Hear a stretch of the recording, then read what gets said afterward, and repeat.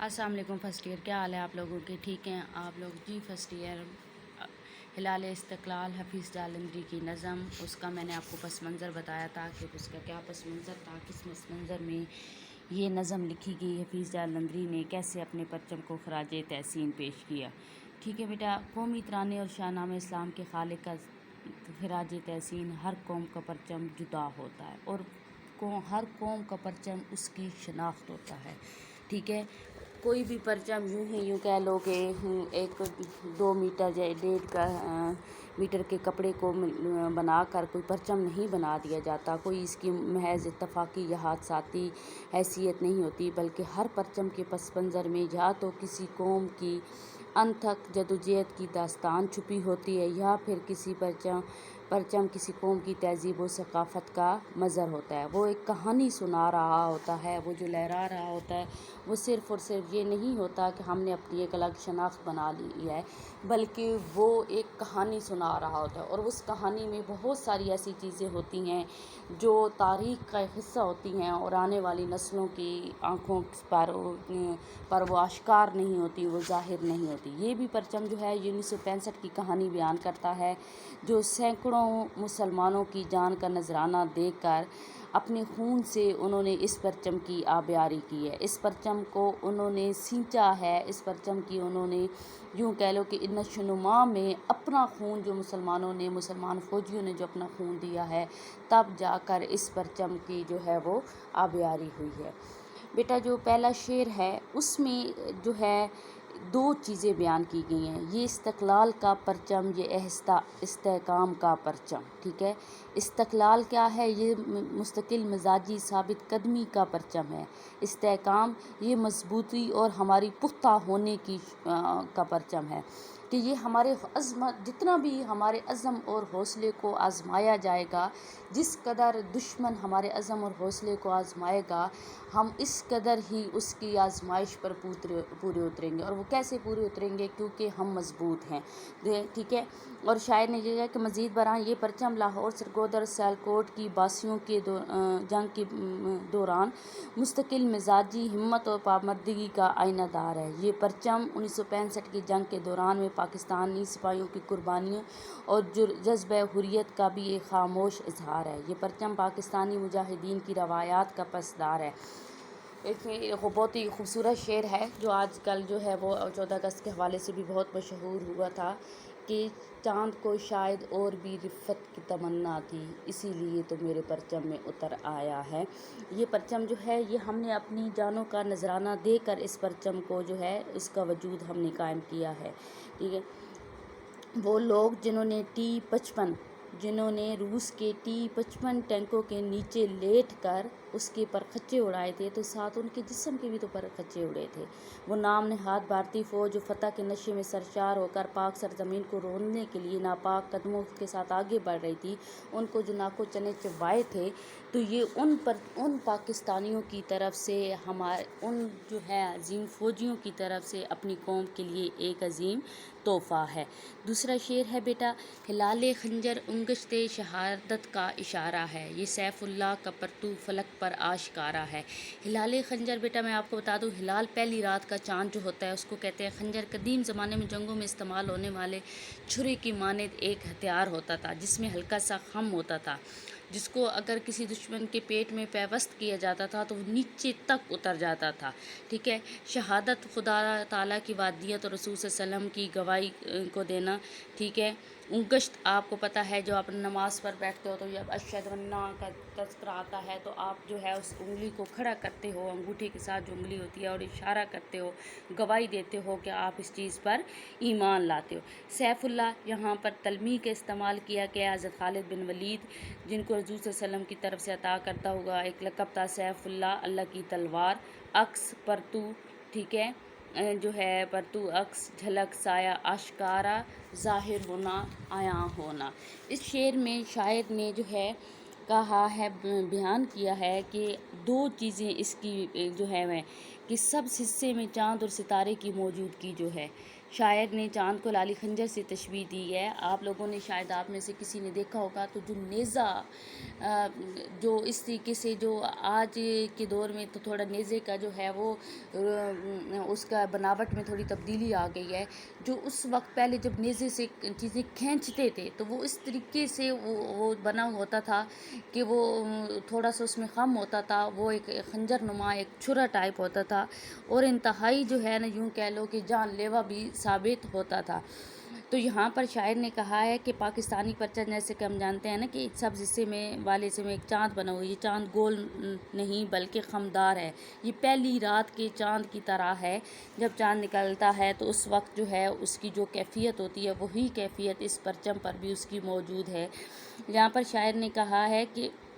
ہمارے پرچم پہ بنے ہوئی چاند کو انگشت شہادت سے تشبیہ دی اور لالی خنجر بھی کہا ہے۔ ہاتھ کی تمام انگلیوں میں معمولی سا خم ہوتا ہے، لیکن جو انگوٹھی کے ساتھ انگلی ہوتی ہے اس میں ذرا زیادہ سا ہلکا سا زیادہ خم ہوتا ہے۔ اور شاعر نے خاص طور پر اس چیز کی طرف بھی اشارہ کیا ہے کہ مسلمانوں کی وطنیت اور عقیدت کا اظہار کیا ہے کہ مسلمان یہ نہیں کہ صرف اپنی عبادات میں اس چیز کا تذکرہ کریں بلکہ مسلمان ہر اپنے قول و فعل سے اس چیز کا یقین دلا رہے ہیں کہ اے خدا واحد تو یکتا ہے، اور ہمارا ایمان ہے کہ محمد صلی اللہ علیہ وسلم جو ہیں وہ اللہ کے آخری نبی ہیں۔ ہم اس چیز پر گواہی دیتے ہیں، ہم اس چیز پر شہادت لاتے ہیں اور ہمارا اس پر پختہ یقین ہے۔ چنانچہ ہم کہہ سکتے ہیں کہ یہ جو انگشت شہادت خدا کی وطنیت اور رسول صلی اللہ علیہ وسلم کے برحق ہونے اور ان کی نبوت کے اظہار کے لیے استعمال ہوتی ہے، بالکل اسی طرح یہ پرچم بھی اللہ کی وطنیت اور نبی کریم صلی اللہ علیہ وسلم کی رسالت کا جو ہے وہ اظہار کر رہا ہے اور دشمنوں کو یہ الٹیمیٹم دے رہا ہے، یا یوں کہہ لو کہ دشمنوں کو یہ للکار کر کہہ رہا ہے کہ اگر انہوں نے ایک اللہ کو ماننے والے کے عقائد پر یا ان کی املاک پر چوٹ کی تو انہیں ایسا جواب ملے گا کہ وہ پھر دوبارہ کبھی بھی سوال کرنے کے قابل نہیں رہیں گے۔ ٹھیک ہے جی، یہ پرچم وہ ہے کہ اور آگے بیٹا ہمارے اوپر اس جو ہے اس پر جو خاص طور پر جو اگر آپ دیکھا جائے تو اس پر جو خالد بن ولید کا تذکرہ ہے۔ خالد بن ولید بیٹا اگر آپ لوگوں میں سے کوئی تھوڑا سا بھی جانتے ہوں گے تو خالد بن ولید جو ہے وہ مسلمانوں کا ایک عظیم سپہ سالار تھا اور ایک قابل تسخیر سپہ سالار تھے، اور یہ ظاہر ہے کہ خدا کی تلواریں کیسے شکست کھا جائے، جن کو اللہ کا رسول خود کہہ دے کہ تو اللہ کی تلوار ہے، تو پھر جو اللہ کی تلوار ہے وہ چاہے جتنا بھی دشمن طاقتور ہو، چاہے جتنا بھی دشمن کے پاس ساز و سامان کی فروانی اور جنگی حکمت عملی سے وہ واقف ہو، اللہ کی تلوار تو کبھی بھی بچے جو شکست ہے وہ نہیں کھا سکتی۔ اور اس پر اسی چیز پہ بتایا گیا ہے کہ یہ ہماری قوم سیف اللہ کی طرح عظیم ارادے اور پختہ جو ہے عزائم رکھنے والی ثابت قدم اور جذبہ شہادت سے سرشار اور ناقابل شکست ہے، اس لیے مسلمان خدا کی تلوار کی مانند ناقابل تسخیر ہے۔ مسلمان کو شکست دینا یا یہ سمجھنا کہ ہم مسلمان کے عقائد اور مسلمان کے جو ہے املاک یا اس کی سوچ پر جو ہے وہ غلبہ ڈال کر یا اس پر قبضہ کر کر ہم مسلمان کو نیست نابود کر دیں گے، تو یہ دشمن کی یوں کہہ لو کہ اس کی بھول ہے، اس کی کیسی بھول ہے جس میں وہ خود ہی جو ہے خود فریبی میں اس طریقے سے گرفتار ہے کہ اسے سمجھ نہیں آ رہا کہ وہ کس قوم کو جو ہے وہ للکار رہا ہے۔ بیٹا تیسرا شعر ہے، حلالی خنجر قومی عطیہ ہے شہیدوں کا، جو خود قرباں ہو کر بھر گئے دامن نویدوں کا۔ اس سے بیٹا اس شعر میں پرچم پر موجود جو خمدار چاند پاکستانی شہداء کی طرف سے دیا گیا تحفہ ہے ہمارے لیے، اور یہ قومی عطیہ ہے، انہوں نے اپنی جانیں دے کر جو ہے اپنے آپ کو مٹا کر اپنے آپ کو فنا کر کر جو ہے ہمارے آنے والے کل کو انہوں نے جو ہے وہ بہت جو ہے مضبوط اور جو یوں کہہ لو کہ محفوظ بنا دیا۔ 1857 کی بیٹا جنگ آزادی کو اگر دیکھا جائے، تھوڑا سا پیچھے چلے جاؤ، اس کو دیکھا جائے تو اس میں مسلمانوں نے اپنی جانیں کس طریقے سے قربان کی۔ دہلی کا شاید ہی کوئی ایسا، خواجہ حسن نظامی نے کہا تھا کہ دہلی کا شاید ہی کوئی ایسا درخت ہو جس سے کسی مسلمان کی لاش لٹک نہ رہی ہو۔ جنگ آزادی کو دیکھو تو 27,000 مسلمانوں کو تحریک آزادی میں حصہ لینے کی پاداش میں صرف حصہ لینے کے جرم میں ان کو سولی پر لٹکا دیا گیا، اور 7 روز تک برابر مسلمانوں کا جو ہے وہ قتل عام ہوتا رہا، جس کا کوئی حساب نہیں تھا۔ 1947 کا ہنگامہ دیکھ لیجیے، وہ مسلمان جو بڑی خوش دلی سے اپنے وطن اپنی مٹی کی طرف ہجرت کر آ رہے تھے،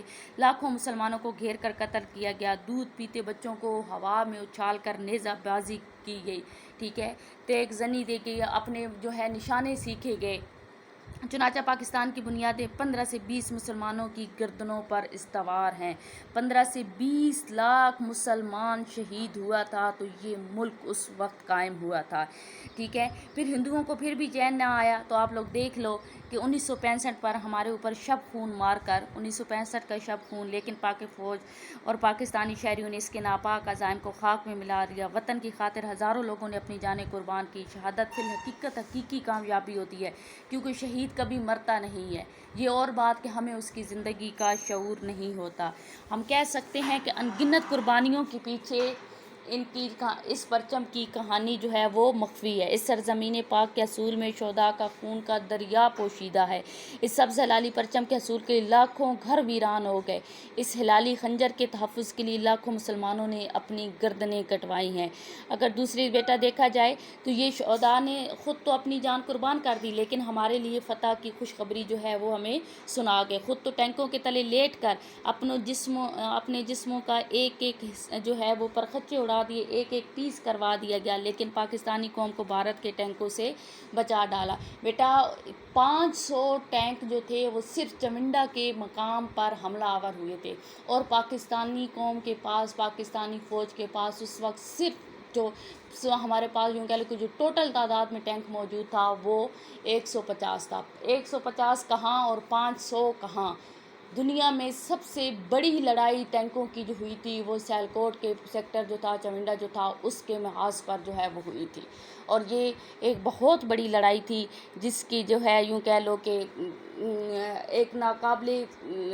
تصور چیز تھی کہ جس قوم کے پاس، جس فوج کے پاس کچھ بھی نہیں تھا، اور اس نے اپنے 3 گنا بڑی فوج، ساز و سامان، لشکر اور جنگی جو ہے ہتھیاروں سے لیس فوج کو جو ہے وہ صرف اور صرف 17 دن میں اس کے دانت کھٹے کر دیے تھے، کیونکہ ہمارے پاس جذبہ شہادت تھا، ہمارے پاس جذبہ ایمان تھا، اور ہمارے پاس اللہ اور اس کے رسول پر یقین تھا۔ پاکستانی فوجیوں نے بہادری سے اپنا آج ہمارے کل کو محفوظ بنانے کے لیے قربان کر دیا گیا۔ ہمیں یقین ہے کہ ہم ہیں چراغ آخر شب،